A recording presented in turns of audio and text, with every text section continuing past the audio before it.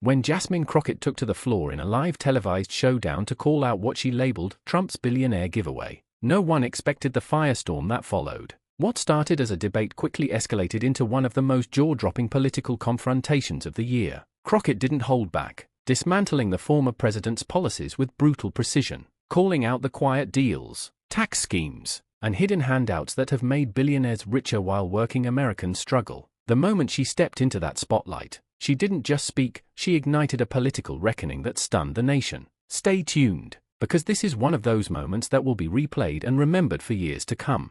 If you're passionate about holding power accountable and seeing the truth cut through the noise, don't forget to like this video, subscribe to the channel, and hit that notification bell so you never miss a moment that matters. The moment Jasmine Crockett walked into that studio, there was already a buzz. People knew she wasn't one to mince words or sidestep confrontation, but few anticipated just how deeply she would shake the foundations of the conversation. From the very start, she brought a ferocity laced with facts, a controlled urgency that signaled she wasn't there to play nice, she was there to deliver the truth, unfiltered and unforgiving. Facing a panel stacked with Trump defenders and wealthy business voices, Crockett stood undeterred. It wasn't just that she was prepared, it was that she was fed up with the spin, with the greed, with the gaslighting of the American people. As one of Trump's longtime allies opened the discussion by praising the former president's 2017 tax law as a bold move to jumpstart American prosperity, Crockett raised an eyebrow. She waited for the pitch to end before leaning forward and calmly but firmly responding, "What you call prosperity, millions of Americans experienced as betrayal." She didn't pause for effect, she dove in, citing report after report, fact after fact, making it impossible to ignore the ugly reality behind the glossy political branding. Trump's tax policy was not designed to benefit working Americans, it was crafted to enrich his billionaire friends and donors.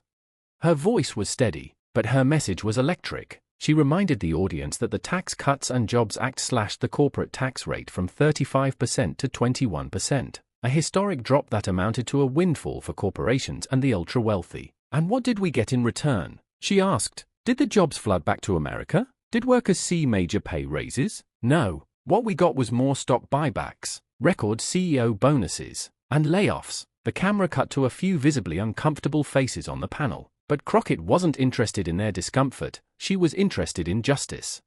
One painlist, a hedge fund CEO turned political commentator, tried to interject with the talking point that lowering corporate taxes made America more competitive globally. Crockett's rebuttal was immediate and devastating. "You're talking about competition like it's a race to the bottom. Meanwhile, our infrastructure crumbles, our teachers are underpaid, our kids are hungry. Who are we competing with? Other countries that provide healthcare, childcare, and paid leave as basic rights?" She pointed directly to the contradiction in America's so-called economic leadership. You can't claim to be the greatest country on earth while treating your people like they're disposable. But the turning point came when Crockett turned the conversation toward real Americans, the ones left out of Trump's prosperity narrative. She shared the story of a retired firefighter in her district who had to take a part-time job at a grocery store just to afford his medications. She talked about young couples delaying marriage and children because of student debt, about single mothers working multiple jobs who couldn't afford rent, let alone save for a home. What exactly did Trump's billionaire giveaway do for them? She demanded. Nothing. It robbed them of hope while handing over billions to those who already had everything. The panel grew tense, and the moderator struggled to keep things civil as Crockett zeroed in on what she described as systemic exploitation disguised as economic policy. She pulled out recent IRS data showing how the top 0.1% of earners had their effective tax rates drop sharply after Trump's cuts, while the average worker saw minimal relief, and in some cases, higher bills due to state and local deduction changes. This wasn't reform, she said. This was a robbery, a legalized, gaslit, nationwide robbery.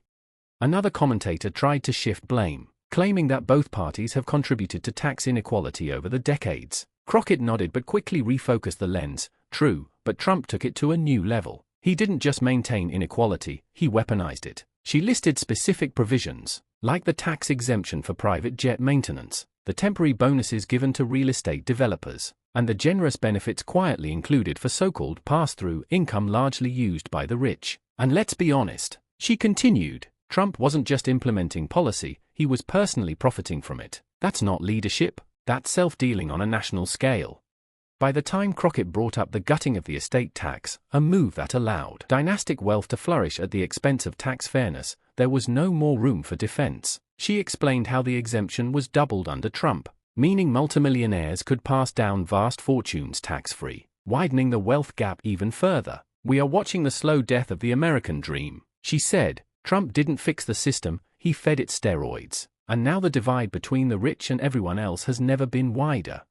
What truly drove her point home was the way she humanized the numbers. Crockett didn't let the conversation drown in data, she brought it back, again and again, to the people. "I represent Americans who work hard, who play by the rules, who pay more in taxes than multinational corporations," she said, "and they're angry, they're tired, they feel lied to, and they're right." She spoke with such raw clarity that even the studio audience, initially divided, began to shift in her direction. One woman in the audience was caught on camera whispering to her friend, "She's saying what we've all been thinking."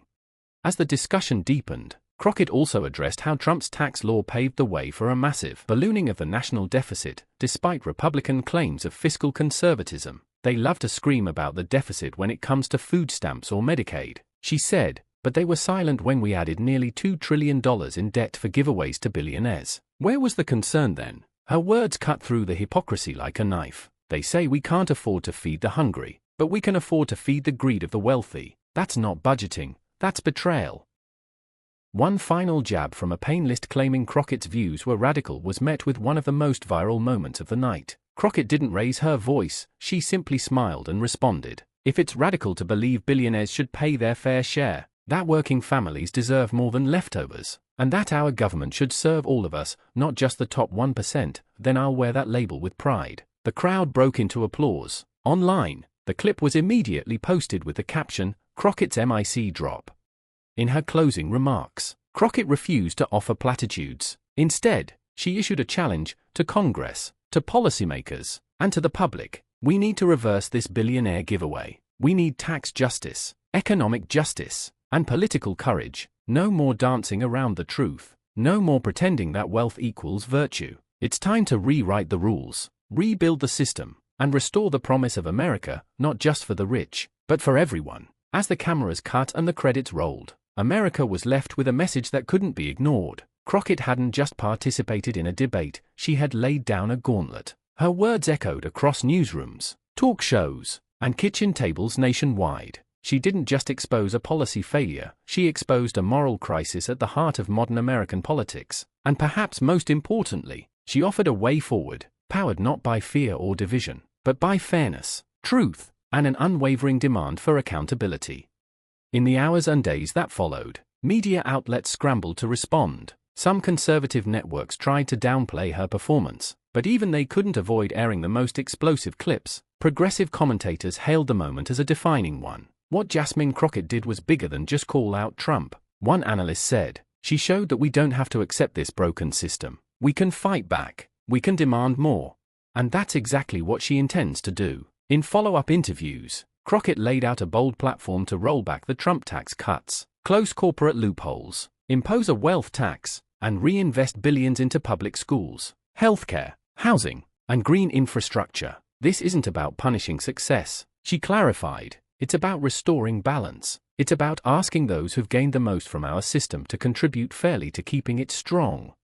Her platform has begun to pick up steam, especially among younger voters, working-class Americans, and those disillusioned by both major parties. She's become a symbol not just of opposition to Trumpism, but of a rising demand for real, structural change. She's not just shouting into the void, she's offering a plan, a path, and a purpose. And if the energy from her showdown is any indication, America is listening. If you believe in lifting up voices that speak truth to power, if you want to see more fearless leaders like Jasmine Crockett holding the wealthy and well-connected accountable, then smash that like button, subscribe to the channel, and turn on notifications so you don't miss the next showdown. Because this isn't just about politics, it's about fighting for the soul of America. And Jasmine Crockett is leading that charge.